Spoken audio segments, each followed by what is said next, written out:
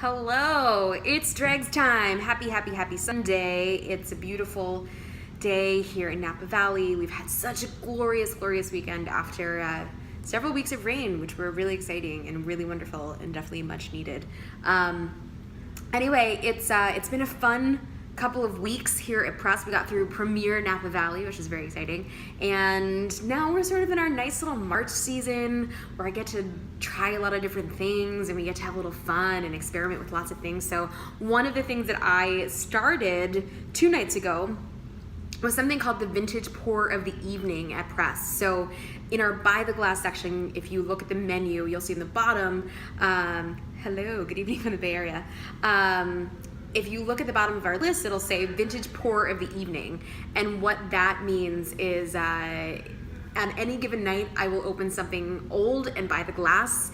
It could be red, it could be white, it could be from the 90s, from the 70s, from the 80s, early 2000s, kind of just a fun way to experiment with lots of different things and give more people access to some older wines without having to commit to the full bottle. And it was something that we've definitely experimented with doing by the glass, but this seemed like the most reasonable and cool way to do it. And our first wine that we kicked it off with was this very cool bottle of 94 Girard Reserve. Girard actually has a very linked history to this restaurant. This restaurant was founded by Leslie Rudd, who is the founder and owner of Rudd Estate, in Oakville. And that was the original Girard. So Leslie purchased it from Steve Girard back in '96, which is where this wine came from. And this wine actually came from Leslie Rudd's cellar. So kind of a cool storied history here. The winery still very much exists today. They moved the whole facility up to Calistoga. There's still a tasting room in Yountville. The wines are wonderful. And they're still actually technically a part of our family. Vintage Wine Estates is sort of connected to this restaurant. So very cool story. This wine was sourced from a combination of 2 different vineyards, one of which was in Oakville, another I think was Mountain. Donald Patz told me last night, and I'm forgetting where he told me the other one was. 94 in Napa Valley, kind of a very mild, easygoing vintage. Nothing major happened with the exception of a little heat spike in early August. Some of the wines present as a little bit, a little overripe if people didn't manage their crop. And in the early 90s, there was a lot of things happening as far as replanting, a lot of new people in Napa Valley. So some people knew what to do, some people didn't know what to do. I love how this wine presents. I think it gives me so much in the nose, so much in the palate, and I'm gonna get into it. What is the ABV for this bottle? Great question. 13.5, so moderate.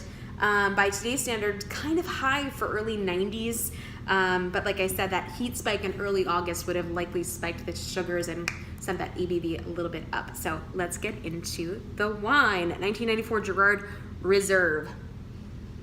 Has that really glorious, savory, herby, but pencil shavings, but a lot of fruit on the nose. You can smell a ton of that inky red raspberry. Lots of cassis. It smells like Cabernet. It definitely smells like it has age on it, but it smells like Cabernet, which is super cool with a wine with this much age. I love all the herby factors that I'm getting in this. It has more of that eucalyptus, that menthol, sort of a little bit of sage and fennel. Gorgeous nose, really complex, lots going on. I did just open this bottle, but a lot of fruit here. I think a lot of people expect to get into an early 90s wine and expect it to just be nothing but those secondary and tertiary things. Secondary and tertiary meaning more of those earthy compounds, more of those savory elements, those dried herbs and things like that. There's a ton of fruit on this. Tons of fruit. I mean, it fills the palate. Time out. You are so welcome, Kevin. Broadbent Vino Verde recommendations. My favorite wine under $10. Awesome wine. Back to this. Really juicy. Tons and tons of fruit. A little salty, a little minerally. Those dried herbs are underneath it there, but by and large, the predominant, mostly what you're getting is mostly fruit here.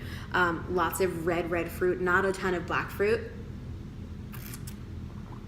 really soft tannins, but it still has structure. It still has acid.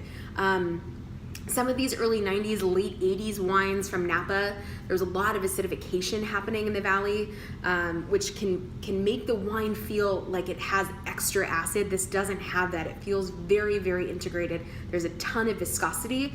Obviously, with the alcohol being 13.5, that alcohol gives the wine a little bit of weight, a little bit of texture and viscosity. But I love how dense this feels in the mouth. I think it's really, really a stunning bottle of wine, and a wine I served out of the bottle a few nights prior to this that I just thought was so wonderful, and it was fun to be able to share this by the glass for $35 a glass, which not a cheap glass of wine, but when you consider what you're getting, $35 is not bad. And we are very excited to be offering things like that more and more here at Press, because it was why I fell in love with this place. It's why I love my job. I love serving old wines like this, and I want more of you to experience it. I think these wines have such history. They're so delicious, and it's great to be able to give a few more people access to these wines. So if you are here at Press, if you're planning on coming to visit, please check out our vintage pour of the evening. Come and talk to one of us. I'm here all the time. You can talk to me, you can talk to Jody, you can talk to Carrie. All of us are here, and we are happy to talk you through these wines, and we'll always have something cool by the glass with a little bit of age on it, because that's just how we roll. Super excited to be back for DREGS. I hope you all are enjoying whatever weather you're enjoying right now, and I guess I'll go back to my wine. I'll see you later. Thanks so much for tuning in. 7 of you watched live. That's amazing. I love that. Enjoy your evening. Happy Sunday. Check it. Bye.